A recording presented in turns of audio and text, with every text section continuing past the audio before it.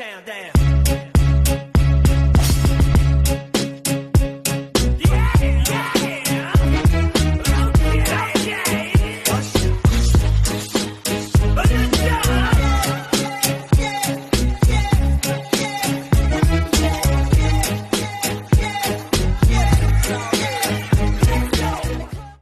Good evening, everyone, and welcome to this edition of Classic Movie Buffet Theater. All right, thank you for tuning in. We gained a couple more subscribers since the last time I did a video, so we appreciate you. Welcome to the channel. And those of you that have been around since day one, welcome back. Now, on today's episode, we're going to talk about a film that came out on June 7th of 1996, and it was directed by the great and wonderful Michael Bay, and he has directed such great films as Bad Boys from 1995. He directed Armageddon from 1998, and he directed the Transformers movie from 2007. Now, there's been several Bad Boys movies, and there's been a ton of Transformers movies. I think he's directed all of them. I think there was maybe 2 of the Transformer films that I have not seen, so I don't know if he directed those or not. But I believe he did. You know, because he was doing the whole set of them, so he probably stuck with it. Coffee's always good. All right, and the film we're going to talk about this evening is called The Rock, and it stars the great Sean Connery, who plays the character of John Mason, and he's also played in such films as The Presidio, Highlander, and a film called Rising Sun with Wesley Snipes. All 3 films were good films. I thoroughly enjoyed The Presidio. I believe it was him, and I think Mark Harmon played in that film with him. And it was a very good suspense thriller type movie. And what can you say about Highlander? Highlander is a classic film.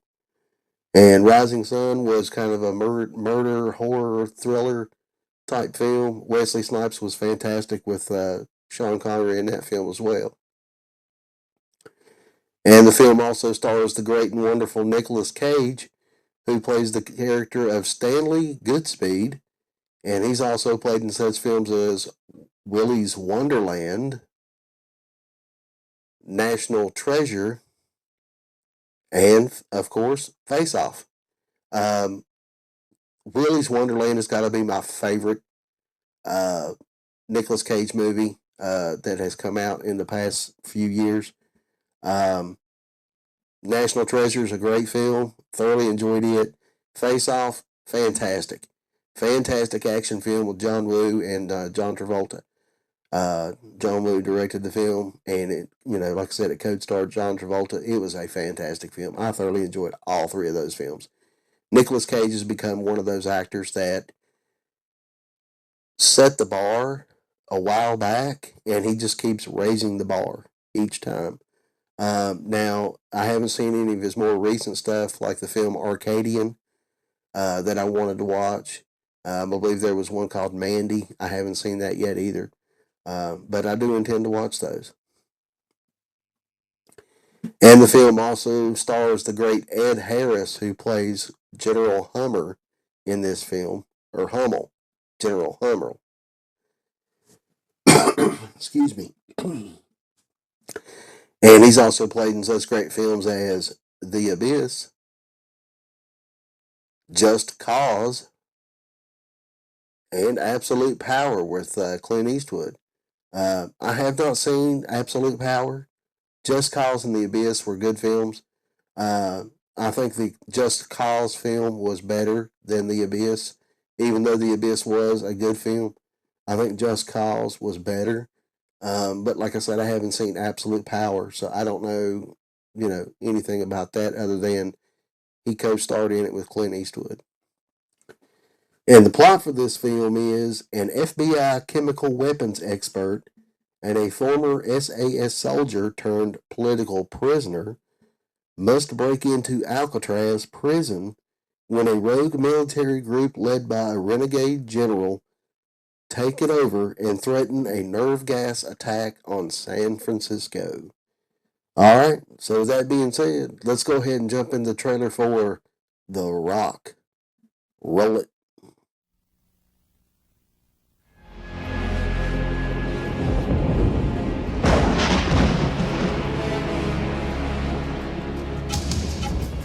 Alcatraz, The Rock. This cell block housed the most awesome skunk in America. No other prison in history was more carefully constructed to make escape impossible. Well, what's the matter, fellas? Something wrong with the tour? The tour's over, Bob. But now, the only way to stop the unimaginable. I come straight to the point. 81 civilians are under my control as of this moment. A battery of VX gas rockets is presently deployed to deliver a highly lethal strike on the population of the San Francisco Bay Area. Is to get the one man who broke out of the rock. Oh, I have a unique knowledge of this prison facility. I was formerly a guest here. To lead a chemical weapons specialist and a team of Navy SEALs to break back in.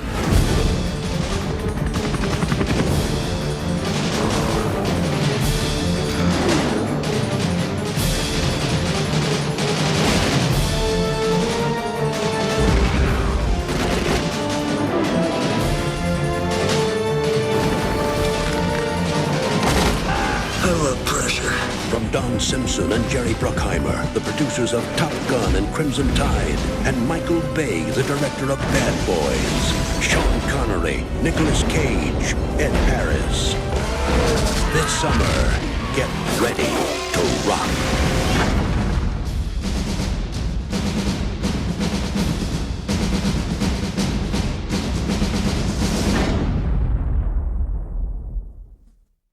All right, that was a trailer for The Rock. The budget for that film was $75 million estimated. The worldwide gross for that film was $335 million. Wait a minute, $335,062,624. Let's do this again. $335,062,624. Yay, I got it right. All right. Okay. Now, believability. Believability is almost always a problem for this sort of film, but it's a very compelling script. The set and powerful performances by the master of Sean Connery and Ed Harris make it believable. Of course, there's always going to be something you'll see in these action films nowadays, and even back then, that's not believable at all. But how many times have we said that you need to put believability out the window when you're watching these films? These films are for entertainment purposes, to take you out of the humdrum society that you live in and give you some entertainment for a few hours. The acting, editing, directing, and visuals don't slip at all. Nick Cage delivers a performance that is some of his best work and adds a bit of campiness and humor to this explosive mixture. Nicolas Cage has always been one of those guys that can take a serious role and just have like a one-liner or whatever, just stuff that comes out of his mouth that is ad-libbed is phenomenal. I mean, it's hilarious. It adds a little bit of humor to a serious story every time. Every time. John Spencer, Tony Todd, and David Morse, and Michael Biehn all contribute substantially to an exciting, fast-paced, and emotionally draining film. Fast-paced and emotionally draining film. I'll get it out in a minute. Uh, any avid moviegoer will be hard pressed to find a single actor in this sizable cast who has not either become a major star or a fine character actor over the last 9 years. Now we're talking about guys like, like these three here, like Tony Todd, God rest his soul. Uh, Michael Biehn from Aliens. He's a fantastic actor. Fantastic. David Morse, great guy, great actor. And there's a few other guys in this film too. And it was just a humongous cast to be in this film, and it was so well done, well directed, well acted, that it just the movie just pulls you in from the get go. And the way they built up the ambiance, let's say, of Mason's character. There was a fellow by the name of Womack that was spearheading the government's involvement in this process, who didn't want Mason let out to help. And you didn't fully understand why until the two met each other again after the release of Mason. And that kind of build up to finding out what was so special about Mason kind of lent to his character. It's little things like that you pick up on as you watch some of these films, and it's great. It's a great little secret to find out about. The plot takes a number of twists and turns, but none of them are unbelievable if you're willing to accept the basic premise. This film is pure entertainment, and at that, a work of art that should truly not be missed. This film, when it starts, it starts bam, right off the bat, full bore, nonstop, all the way through. Yeah, there's a little bit more action and stuff when they get onto the Alcatraz Island and go in for the mission. But leading up to that, there's fight scenes. There's a car chase scene. All this stuff happens leading up to that, and it's just pure nonstop action, adrenaline rush stuff from the get go. That's been Michael Bay's, signature since day one, pretty much. To always have this big action movie blowout in each one of his films.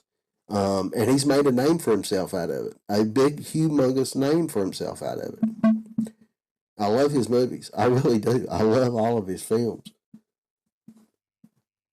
All right, so now we're going to get into the other side of the video, and we're going to talk about some of the trivia for the film. As soon as I get it pulled up here. All right, now that's the wrong one. That's for Saturday. There we go. Okay. There was tension during shooting between Michael Bay and Walt Disney Studios execs who were supervising the production. Bay was leaving the set to meet with the executives, and Sean Connery offered to go with him. Because Sean Connery also produced the film. And it was Sean Connery who told the executives to leave Michael Bay alone. He's doing a fantastic job. That says a lot about, who Sean Connery is. And it also says a lot about the character of Michael Bay. Michael Bay has done so many films and has earned the respect of so many actors and actresses out there, that any of them worth their salt will go to bat for the director. Especially if they're not only producing the film, but have a belief in what they're trying to create. So kudos to Sean Connery for that. Excuse me, I got to get another drink of coffee here. My throat is just killing. Been acting up all week. All right. Quentin Tarantino was an uncredited screenwriter on this movie, along with Aaron Sorkin and Jonathan Hensleigh, who wrote the shooting script. That's pretty cool to know that Quentin Tarantino had his hands in this film. Quentin Tarantino is one of those guys that's another amazing director, an amazing storyteller. Kill Bill is probably one of my favorite films by Quentin Tarantino. I also love From Dusk Till Dawn. So, Quentin Tarantino's okay in my book. According to Michael Bay, the script was written much more straight and serious than the final movie. Most of the humorous moments and lines were improvised during filming. I'd say that's probably not an unusual occurrence. And I'd say probably a lot of times, a lot of the directors don't go with it. They cut stuff out and take it out of the film because they just don't think it works. But 9 times out of 10, it usually does. And it at least makes it into like the deleted scenes maybe, or something like that. So that's pretty cool that he would leave some of that in there. The premiere of the film was held in the prison recreation yard on Alcatraz. Wow. What a place to hold a premiere of a major motion picture. The recreation yard on Alcatraz. That's pretty wild. That's pretty wild. Some of the Navy SEALs in this film were played by real Navy SEALs. That's pretty cool. There's several scenes with Navy SEALs leading up to the mission, especially when they leave for Alcatraz. They go underwater, so they probably had a lot of input on how that was shot and what was needed to film that scene. So that's pretty cool. Michael Bay's idea for a sequel involved a now married Goodspeed in possession of the microfilm evidence and being pursued by the government, and turns to John Mason for help. Now, if you have not seen this film before, you do not know what the microfilm is, watch the film. You will find out what the film is. I'm not going to divulge that in case somebody that's watching this video has not seen the movie yet. It's a fantastic little droplet of information in that film. It's pretty cool. The way they set that up, and then that would be, in my eyes, that would be a perfect sequel to this film. I don't know why they haven't, never have gave the go ahead to do that. Maybe Michael Bay changed his mind on wanting to do it or something. Maybe, I don't know, or maybe the movie company just didn't want to fork out the money. Ooh, excuse me. Didn't want to fork out the money to put out there and do the film, maybe. I don't know. Much of Nicolas Cage's dialogue was ad-libbed, including the Zeus's butthole line, which Bay wanted to cut, but Cage insisted on having it in there. Yeah, there was a line in the film where he was carrying on a conversation with, I think it was Mason, and he was like, how in the world in Zeus's butthole did you get out of here? And that was a pretty cool scene, a pretty funny line. Yeah, it was when they were in the, when they got caught and they were in the cells, and they were trying to get out of the jail cells on Alcatraz. It was a pretty cool line, pretty funny. Added a little bit of humor to the film, which is always good.